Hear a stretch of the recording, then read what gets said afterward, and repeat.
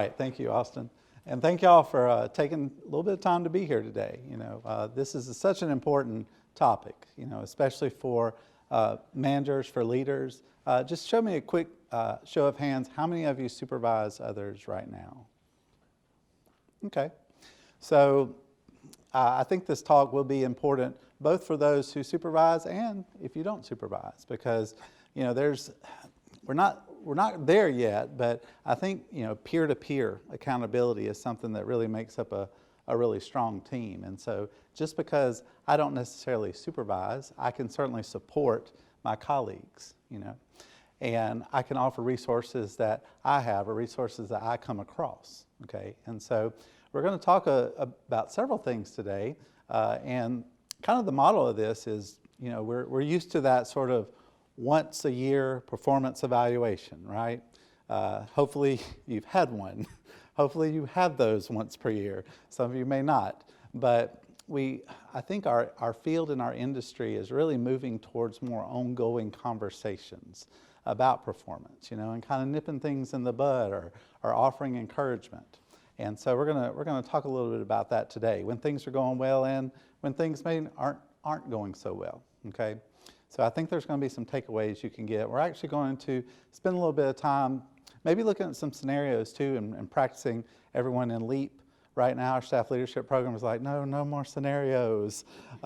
Inside joke there for the LEAP people, but we'll be doing some scenarios too. But the first thing that I want y'all to do is I want you to take just a minute and I want you to think about what characteristics make up a great coach, and write those on your handout real quick.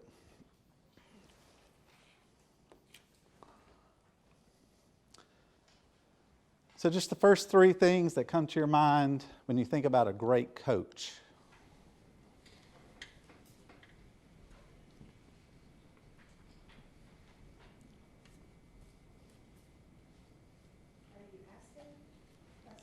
I'm asking you to write those down on your paper currently. And I will also be asking you what you were going to ask next, which is to share some of those characteristics with me, okay? And then I will do some writing.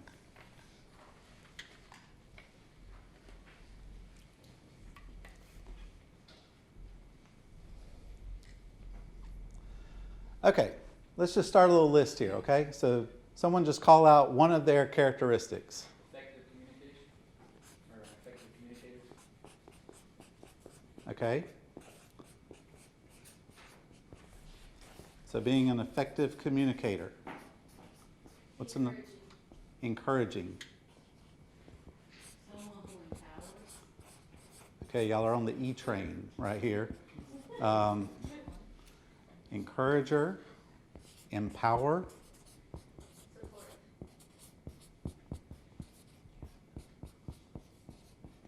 Someone who's supportive.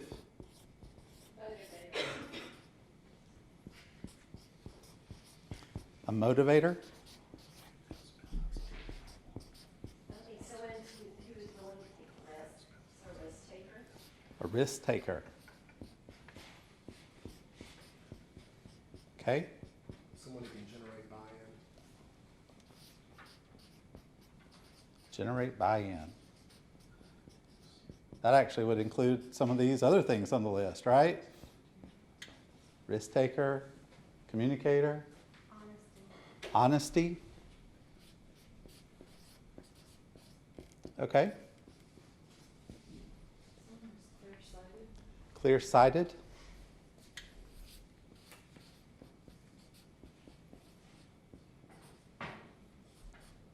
Okay. Leads by example.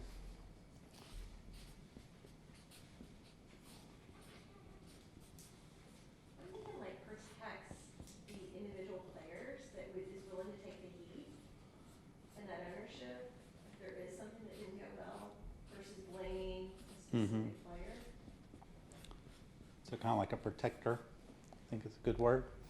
All right, so some of you may in your list of three had written some of these down anyway.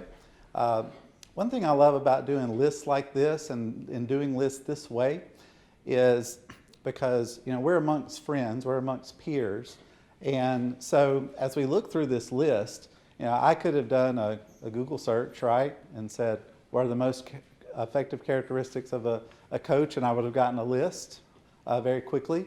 Could be top 10, could be top 5, could be top 7, whatever it might be.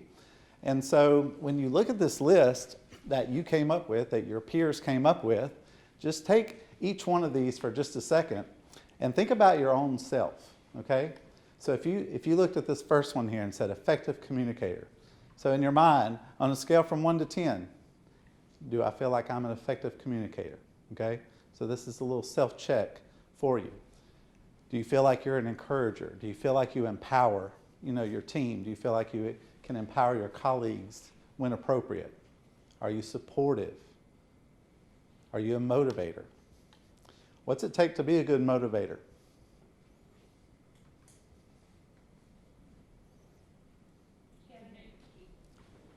That's the key. You have to know your people because different people are motivated by different things, right?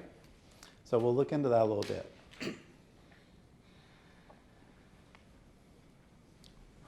Trusted guidance. What, Jim? Trusted guidance. Trusted guidance.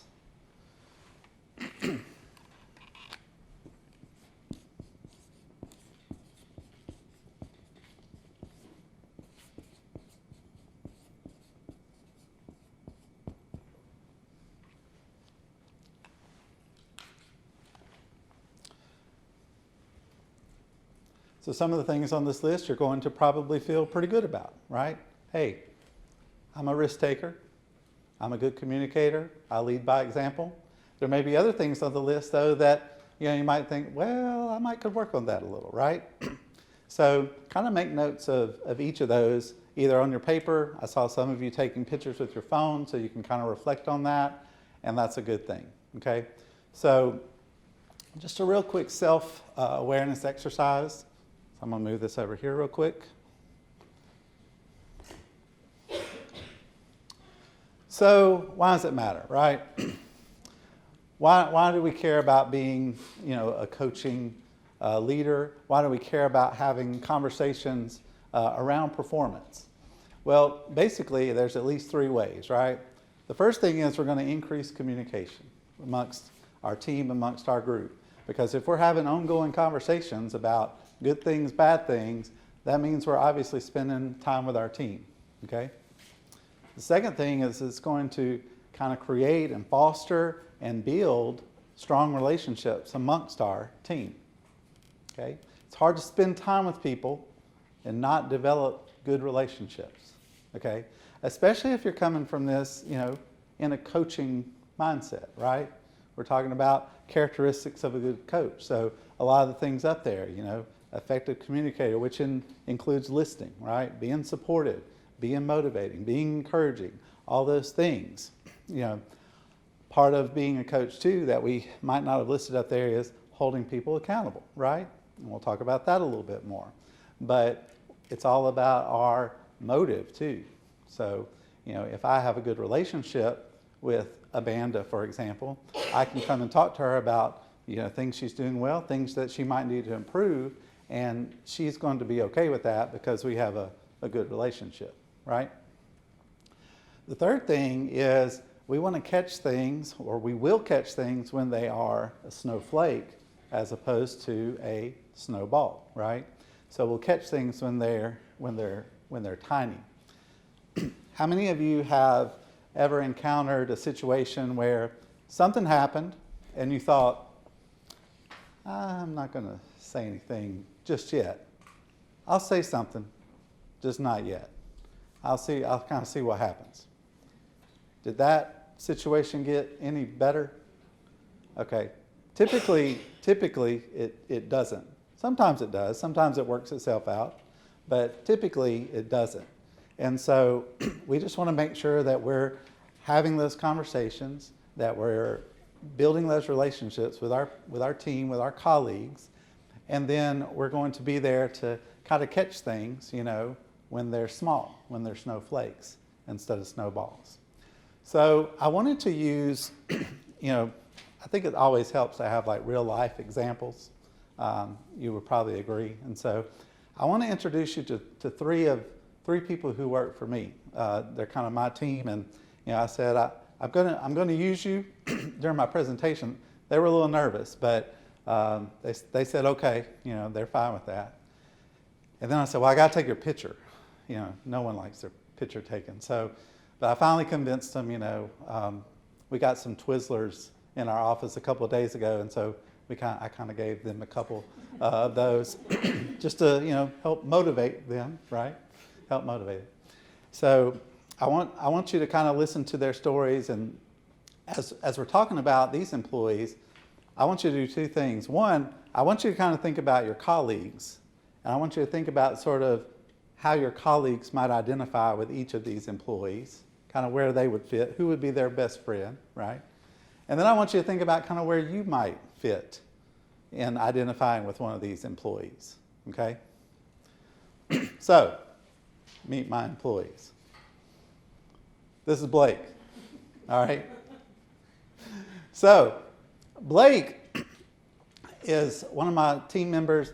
He is just so steady with his work. He's going to do whatever I asked of him. He's going to support that. He's going to listen. He really likes developing relationships. But Blake's not going to reach a lot. Okay, so anytime I've encouraged Blake to maybe take some classes or that kind of thing, he's like, no, I'm good. I'm good. I kind of know what I need to do. I know what I need to learn, and I'm good where I am. Okay, so Blake is not a low performer, but Blake's not a high performer either. Okay, he's just kind of steady, just kind of even keel, does his job, does it well, but that's kind of what he does. Okay. Lily, on the other hand, I'm really impressed how much Lily can kind of do in her job. So not only does she do everything that I ask, anything that's given to her, she will go above and beyond. But she's also really involved on campus. She's involved in the professional association, that we're a part of, taking on leadership roles and those types of things. And so Lily is just, really, I would almost consider her kind of my rock star, right? She does everything very, very, very well at a very high rate of excellence and performance, and really doesn't seem to really turn off at all. She just kind of keeps going with all the different things that we have. And then there's Theo. So Theo, I think I hired Theo about maybe 5 years ago or so, and Theo had a lot of potential, but recently, I'd say over the last maybe 4 to 6 weeks, his performance has kind of declined a little bit. I don't want to get into all the details, confidentiality and all, but it's just I noticed that he just isn't really doing the work that he should do, and kind of the odd balance is that when he's at work, he still kind of interacts with his colleagues. He doesn't cause any issues, but it's just sort of a kind of a steady decline, on his service. So when you think about each of these employees, think about your colleagues. Who's a Blake, on your team? Are you a Blake? Think about your Lilies. Think about if you're a Lily, okay? And then think about Theos. Now, I know none of you are Theos, right?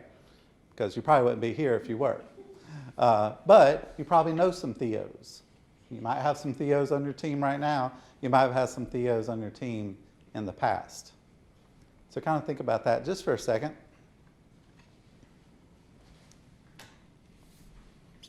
So Robin said we need to know our people in order to be able to kind of motivate them. And we have to know our people and know how to communicate with our people in a way that they want to be communicated with in order to have these conversations around, performance. So we have to kind of ask ourselves this question. How are things going? Are things going well? And there's probably going to be a couple answers to that, right? Things are probably going to be going well, or things are probably not going to be going well. And there could be some middle ground in there, kind of going well, maybe. For today's discussion, we're going to stick with yes or no, because that's the easiest to talk about, right? Yes or no.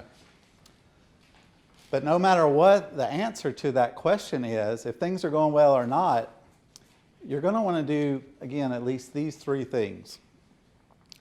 You're going to want to make time for your team. You're going to want to be kept in the loop of different things that are happening. You never want to be surprised. And you want to maintain that accountability. So accountability is not always for when things are not going well, right? We also maintain accountability for different projects that are really moving us forward, moving our department forward, moving ourselves forward. Sometimes it's easy to let things slip, especially if you've got a lot on your plate. If your employees have a lot on your plate, or a lot on their plate rather, kind of easy to become complacent as well. So we're trying to figure out if things are going well, if things aren't going well, but no matter, we need to do these three things because these three things are going to help us with those three characteristics that we feel like we need to be doing, right? Is increasing the communication, building our relationships, and kind of figuring out what's going on so we can catch it when it's small as opposed to when it gets bigger, okay? So, if the answer to this question is yes, this is where we talk about, giving that praise, figuring out what our employees want, okay? So, can you think of the last time that someone told you, hey, you did a great job? Someone want to share that? When's the last time that someone said, hey, Heather, you did a great job on that? Hey, Jessica, thanks for spending time with that. It's great. I'm being serious. I will say, so I started in March, and can't remember exactly when the last time was, but I know in the last 8 months, I've heard that quite a bit. Mm-hmm. Just, people going out of their way to make a point to be encouraging. Okay, that's good. So over the last 8 months, people kind of going out of the way to sort of be encouraging. Anyone else?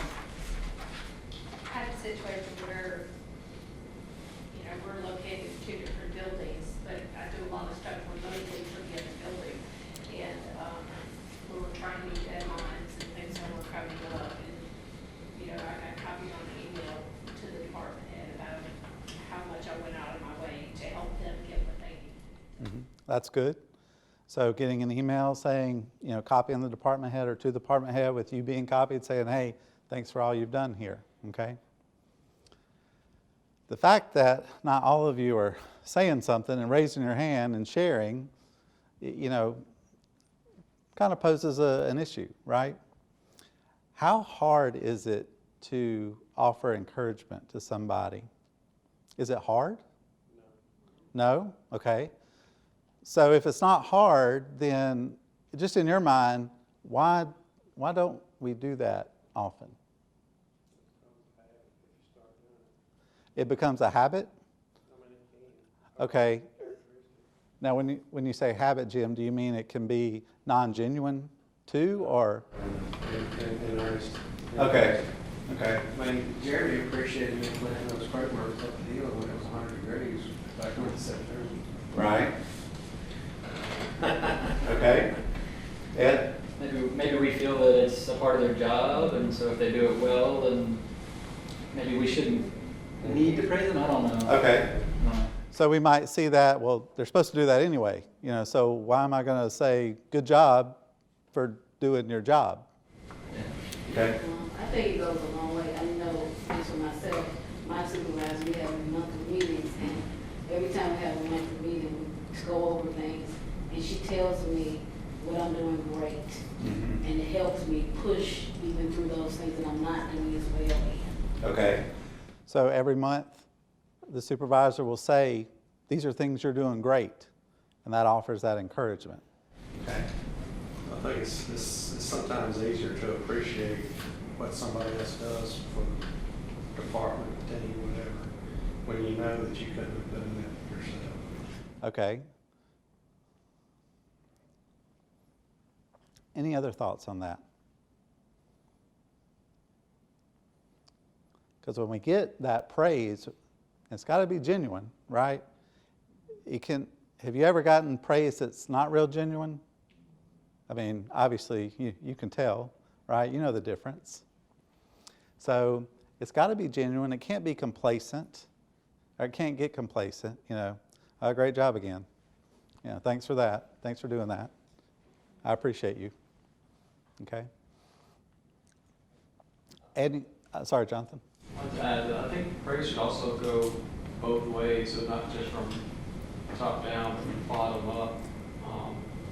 Yeah, I think there's a 360-degree relationship actually with praise.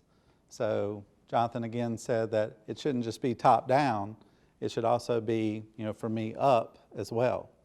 Because, when you supervise people and you supervise teams, you're not always going to make decisions to make everyone happy, okay? And, probably for us that don't hear good job a lot, I can bet you that supervisors hear it even less, okay, than maybe we do working sort of on that front line.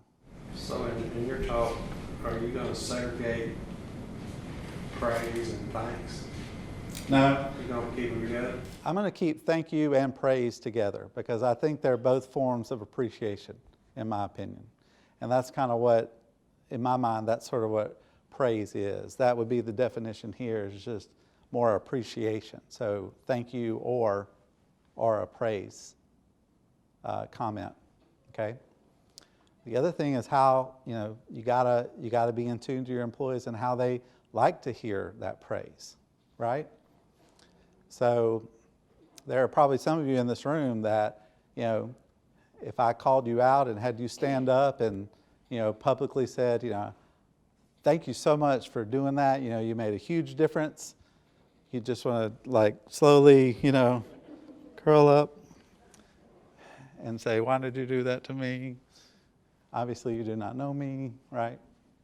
So sometimes it might just be a stop by the office. Sometimes it might be a handwritten note, might be an email, or for our attention-loving friends, it might be one of those, stand up, let's clap for this person or whatever. So we have to kind of know where our employees are in terms of how they like to be praised, okay?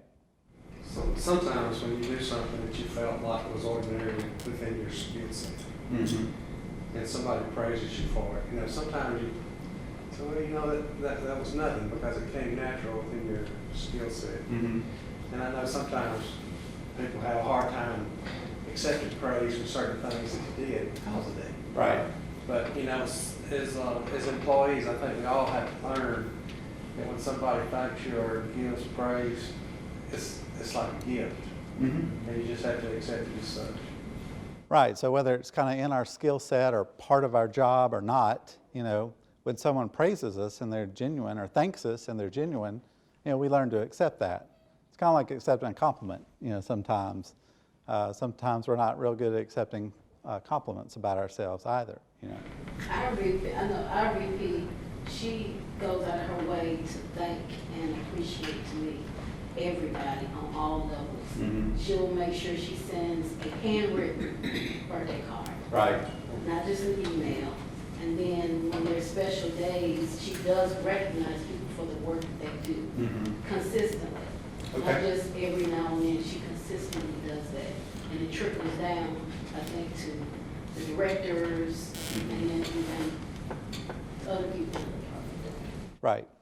So special occasions, handwritten birthday cards, stop by, call, kind of encouraging the whole group, to sort of get on that culture train of praise, and I think that's kind of what it is, it's a culture, of appreciation, and probably there might be individual team members that have that, and if that's how the department is, I think that's fine, because we all contribute to the culture. And so even if you as an individual, even if nobody else is doing this, you as an individual are doing things like this to your colleagues, to your boss, to your team, it's going to make a difference in those people's, work, okay? So talking about their goals and aspirations, right? So what are you really wanting to, what do you want to be? What do you want to achieve? Where do you want to go? The reason that we want to know this is so we can kind of do that next bullet, right? Is offer that support then. And if there are resources available, I know we're all in different places with resource allocation and availability and that type of thing, but there are certainly ways that we can continue to support our colleagues and our team, and not have to spend, money. Okay, we don't have to. That certainly helps, especially if we have a high performing employee that really needs that growth, needs that development, because they're going to be moving to that next level. Okay. But we have to kind of be aware of all the resources around us, too. There might be a very excellent leadership program right here on campus. You just never know. And so there might be several of them. There might be workshops and sessions you can come to, to develop your skills right here on campus. I jest. So the other thing is, again, we all have a piece in this. We all can create a positive work environment, even if it's just, baby steps, small steps, okay? So going back and kind of looking at this again, and as Jonathan brought out, this really it needs to be 360, okay? Doesn't just have to be top down, doesn't just have to be vertical, but it can be all around, okay? The best teams have peer accountability. So I would almost add to that and say, the best teams also kind of have peer appreciation. Okay? Any questions about this yes side? Any other thoughts or comments? Okay? Everybody good so far? All right, let's keep going. So, now what if things aren't going so well? So the first thing that we have to do is we have to figure out sort of what's going on, right? We have to figure out where this gap is between what I expect or what that job demands and what's really happening. So if I expect this up here and someone's doing this down here, there's obviously a gap in there. So the first thing we have to do is figure out what that is. What's happening in that gap? Then we kind of have to ask ourselves some questions too. These are not on your handout or up here, but we've got to kind of ask questions about the employee and their knowledge or their, I guess kind of usual demeanor. And so the first thing we kind of have to ask is, did they know? Did they know that was not what we wanted? Did we ever really state those expectations? Or did we just kind of assume that they would figure it out or they would know? So we got to ask that question. If it's a behavioral issue too, sometimes we have to kind of step back and ask, okay, is this usually how they behave, when something like this happens? Is this in character, for this employee? Sometimes it is, sometimes it's not. But we have to ask that question as well. So just, did the employee know? Did they even have knowledge? Did they know it was right? Did they know it was wrong? Did they know what expectations were? And is this kind of in character as well? So when we figure out what that gap is, and we kind of have to, in our mind, kind of establish that as we're going to have this conversation, about, so this is what's expected, and this is the behavior that's happening, right? So if I expect you to be here, I'll use a very simple example. As I say, that is brought to you by the letter Z and the number 4, is that if I expect you to be here at 8 and you consistently get here at 8:30, is that a gap? Do you think the employee knows? Probably. We probably talked about this at some point, okay? Is it kind of out of character for this person to be late? Maybe, maybe not. In this example, it really doesn't matter, because this was done. I mean, obviously we need to find out and ask, is something going on? There may be something going on, so we need to figure that out. But we need to address that behavior and almost state, why is it important, that you be here at 8? Okay? Well, maybe first, kind of like the parent, because I said so, right? Because that's the expectation. But also, because when you're not here at 8, you're not here. You can't serve your customers. You can't follow up. You can't get things done because you're not here. All right? So that might be the why. So we have to address the behavior, not the individual, but the individual's behavior. Okay?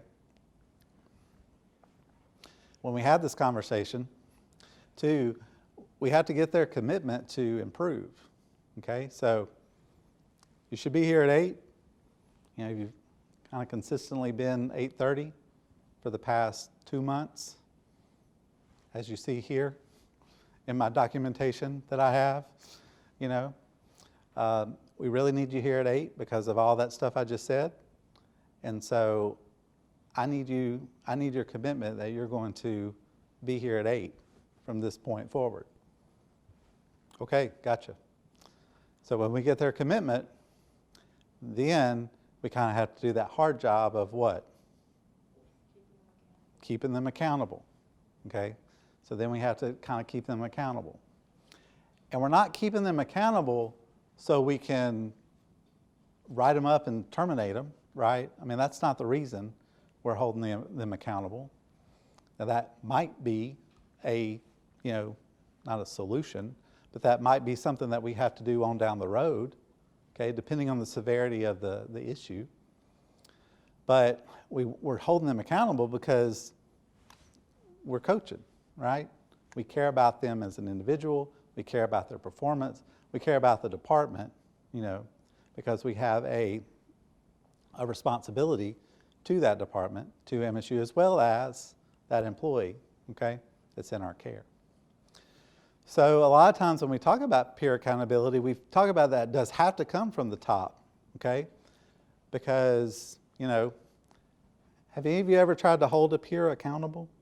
I'm just curious. How'd that go? People say no, so I guess that's no, I have not tried, or no, it did not go well. It did go well. And why does that not go well? Usually. I'm sorry? Because you're not their boss. Why are you telling me that? I don't know who you think you are telling me, because you do the same thing, right? So this is a whole nother talk, right? But it kind of goes all the way down to trust and, those things. But again, best teams can do that because you trust each other as a team. You can have that healthy conflict. You can have the commitment. You can hold people accountable, and everything goes well. Okay? So when we think about, again, the no, we got to find the gap. We got to address the behavior. We have to get their commitment and then hold them accountable. Okay? So let's do this. Also in your handout, there's a little star icon, and that is a link to kind of our work suggested progressive discipline actions. So it goes through, for whatever policy violation number 1 is, it might be an oral reprimand, a written reminder, a suspension, and then an involuntary separation. And as you look at that chart and as you look at that list, you'll notice for different policy violations, you don't get an oral reprimand or a written reminder. It may go straight to suspension, or it may go straight to involuntary separation, right? So if I walk up and, hit Daniel in the face, I'm probably not getting a second chance, right? That's severe enough that, that there's a physical altercation, so I probably will be involuntarily separated, okay? If I'm late 6 times at 8:30, probably not getting fired for that immediately, right? But I better be getting talking to and then written up, and then it kind of goes from there. So that link is for you as a resource on our website. So let me pass these out real quick. And these are just a couple scenarios. And I'll give you some instructions here in just a second. I think that's 5. I'll get her. Ooh. Okay. 1.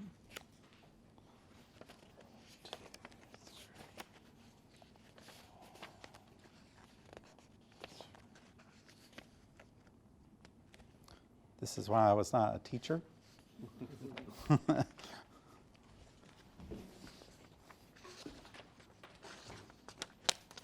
right.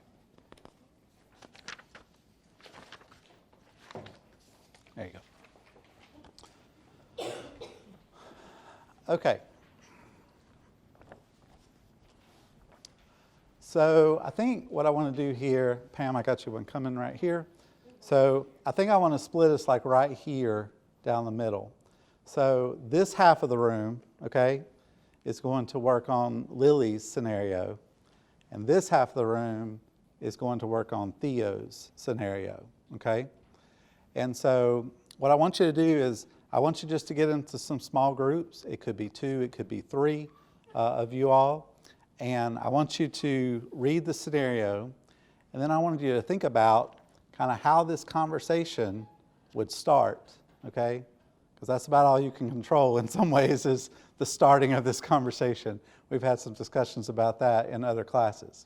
So again, this half of the room, do Lily, and this half of the room, do Theo, okay? Any questions? All right, take a little bit, we'll come back and we'll talk about it.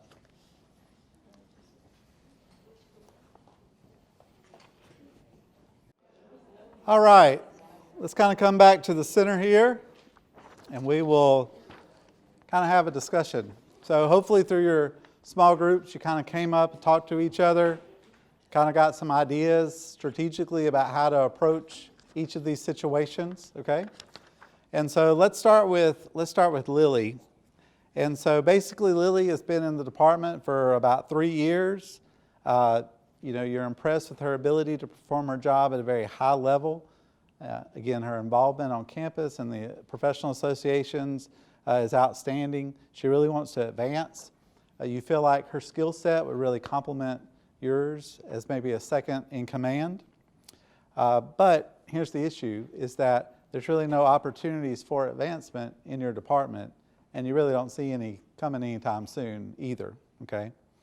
On top of that, money's tight, so you're not going to be able to send her to the conference she always goes to every year, the annual conference.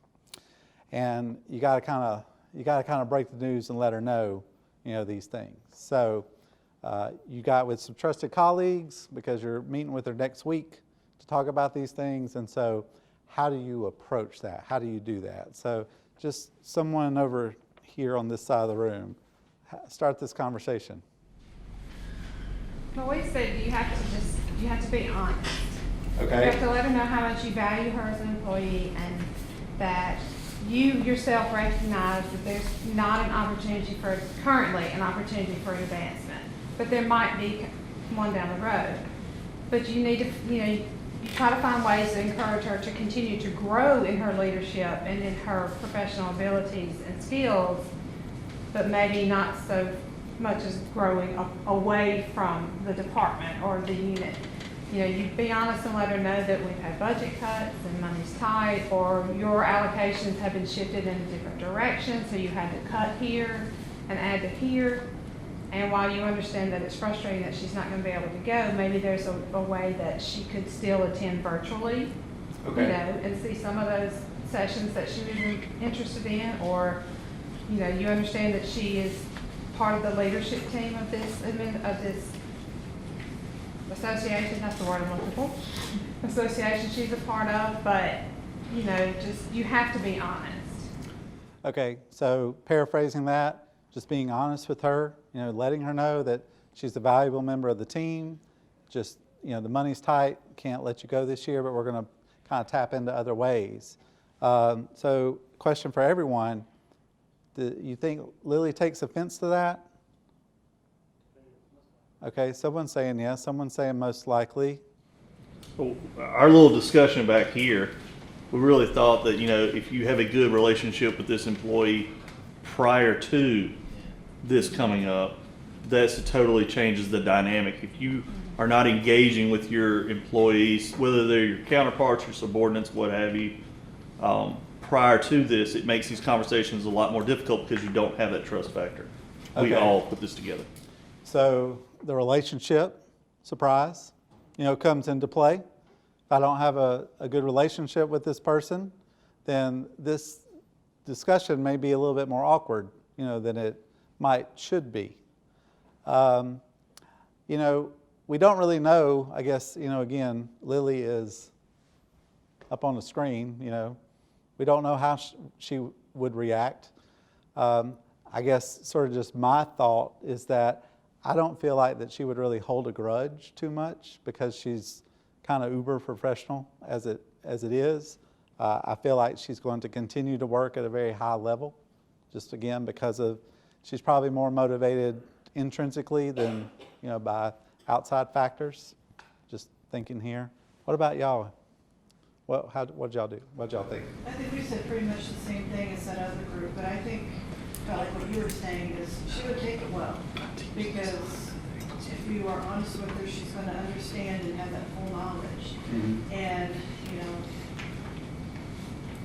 I think all of us have gone to conferences and then they told we can't go. Mm-hmm. So, you know, it's just a part for maybe not part for the course, but, you know, it's not necessarily unexpected.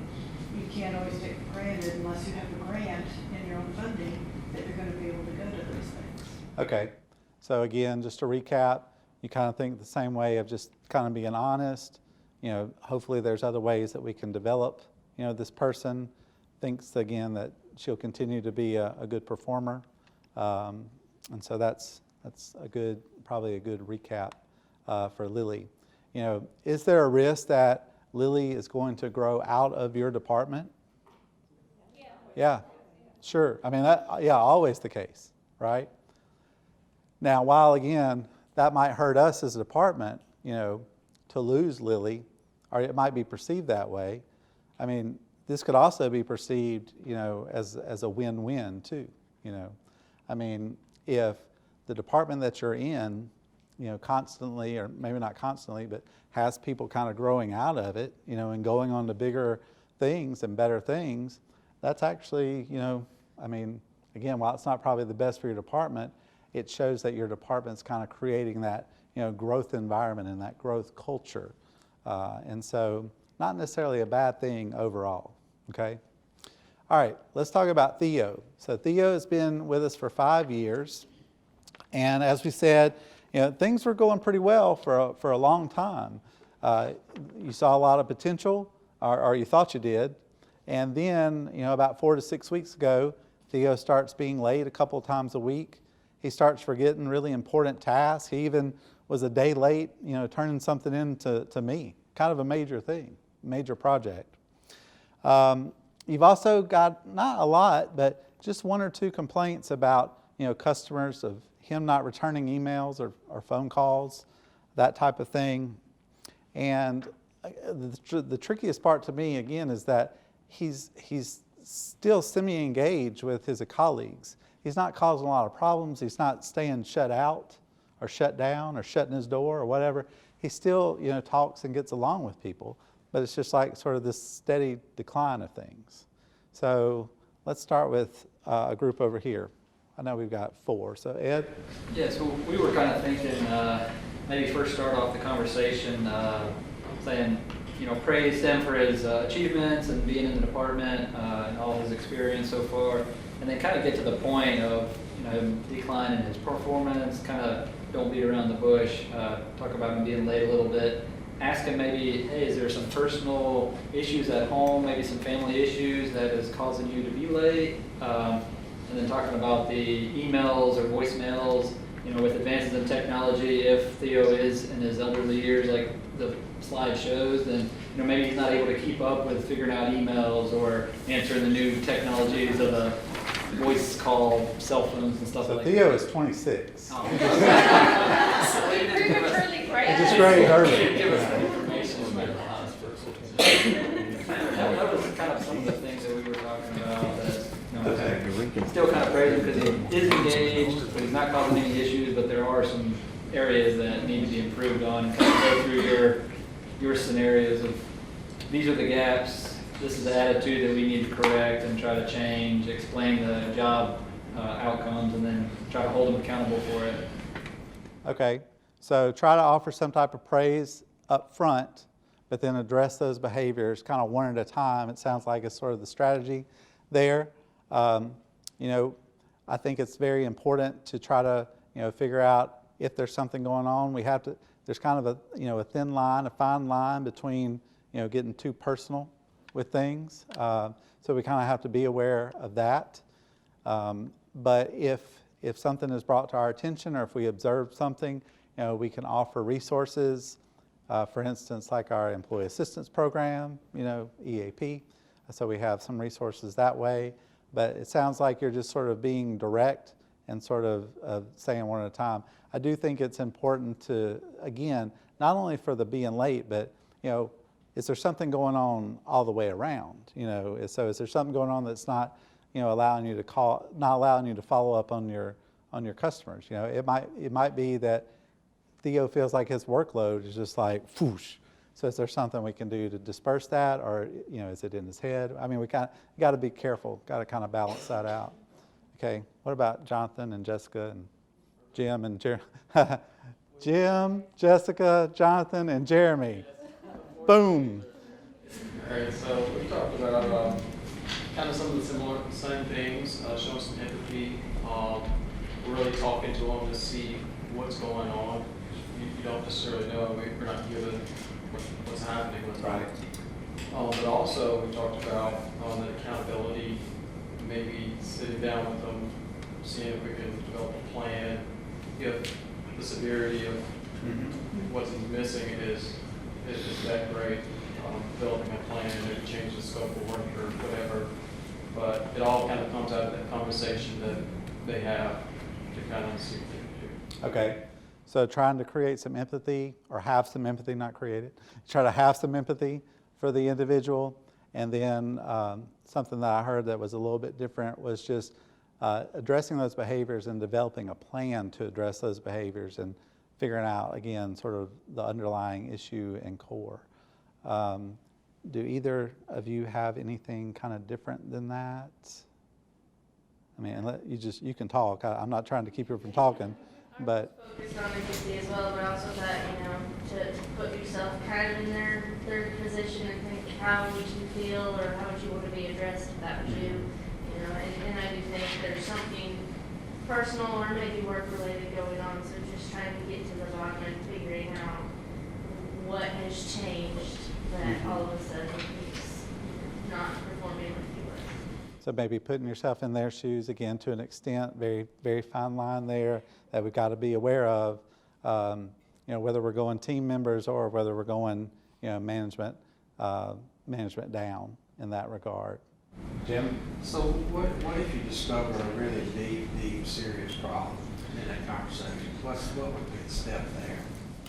I think if you kind of come up to a serious issue, and I think it depends on what that issue is, obviously, but I think you need to find that particular person on campus that can serve as that resource.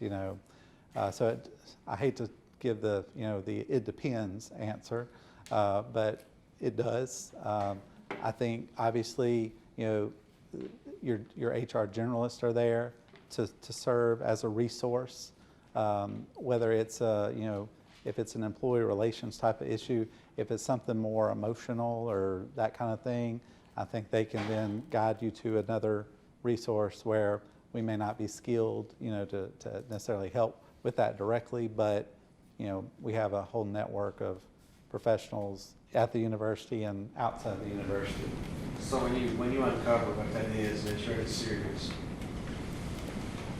So, What steps in confidentiality do you have to make sure you maintain? yeah, I mean, unless it's something that's, I guess, kind of threatening, if someone's wanting to, do harm to themselves or to others, that's kind of an immediate jump. I think, if you feel, if someone comes to you in confidence and, starts to talk about things that might be on this emotional level and you figure that out, I think you have to disclose at that point and say, okay, so if you're fixed to tell me what I think you're fixed to tell me, I can't keep that confidential.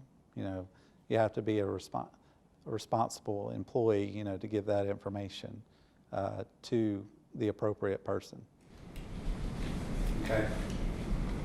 Ed? I just kind of wanted to mention that when I said I was, in my points, like being direct about the points stuff, I kind of want to go back with what he was saying. Like, I've got a really good relationship with my department head, and so when I come to him with something, I just hit the bullet points, be very direct. I try not to beat around the bush. And so, but I've got that good relationship. Now, other people may not have that same feeling to where they can be direct, but I like things to be direct personally. That's why I mentioned that. And, but it may not be effective for everybody, because I can be very blunt when I talk to people too. Right. I know I've had problems with that in the past. Usually when we like people to be direct with us, we're usually direct with others. We do know that different people do communicate differently, and so there's a way to approach, kind of different behavioral styles in terms of communication. Kim, for example, I probably could not go and just lay it all out, just boom, boom, boom, boom, boom. I might need to, soften that a little bit. I may need to not necessarily talk around it, I'm just using you as an example. But it's true, I'm one of those people. I knew it was true. But yeah, so it's one of those things, okay? So last thing, I want you to think about, just real quick, and just kind of holler them out to me. What's your biggest takeaway from today? What did you learn? What? Know your employees. Be proactive on issues. Offer more praise. Offer more praise. Easy to do, right? And praise your supervisors, yes. And praise your supervisor. 360. Catch it before it snowballs. Yeah. Catch it before it snowballs. Knowing your employees. Ongoing communication. I'm sorry? Ongoing communication. Ongoing communication. Okay? Establishing a trust level. Establishing trust is key. Easy to establish that trust most of the time from the beginning. Hard to rebuild it when it's broken. Okay? I don't have that answer yet. Any others? All right. So we had a few questions there. Does anyone have any other questions about anything? Ed? I'm not Ed. Yeah. How might you structure your approach any differently depending on what generation that person was in? Okay, that's a fair question. So y'all are professionals. I'm going to open that question up to you all. What are you thinking about in terms of if you have to approach any of these situations from a generational, do you have to approach these instances different with different generations? So yes is the quick answer. How do you do that? What are some things that you have to factor in? I think first, before you approach any of this, you have to clearly be able to say what it is that you want the outcome to be. Especially in a generational gap, having to figure it out as you're having the conversation is not the right time. And then once you know what it is you want that outcome to be, if we're talking about supervisor and subordinate, then the next question becomes, how do you frame it? And again, I go back to, if you have spent time with your employees, I realize the generational gap is the hot word of the month, but at the end of the day, it's how do you talk to someone? And if you have spent time with these people, then you should know how they want to be talked to or how you should communicate to them. Sometimes it's a very direct response and a very it's a directive that you're giving, and there's not a way to sugarcoat it. But I think honestly you need to know exactly what it is that you want. I think that's the mistake a lot of people make is they go into having these conversations and they truly don't know what the outcome is that they wanted in the first place. So know your outcome, know how you need to deliver that, maybe direct, maybe it doesn't have to be direct. Again, having the relationship with that employee, that person, that colleague, no matter what generation they are, something to come think about. Any other questions? Okay, I realize I kept you just a few minutes over 3. Thank you for your patience. Everyone have fun today?